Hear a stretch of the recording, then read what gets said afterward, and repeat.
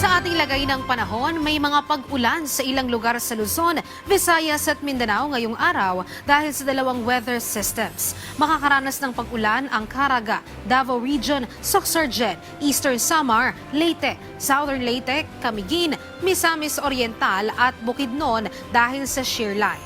Magiging maulap naman na may mahinang pag-ulan sa Cagayan Valley, Bicol Region, nalalabing bahagi ng Visayas, Northern Mindanao, Apayao, Kalinga, Mountain Province, Ifugao, Aurora, Quezon, Marinduque, Romblon at Oriental Mindoro dahil naman sa amihan.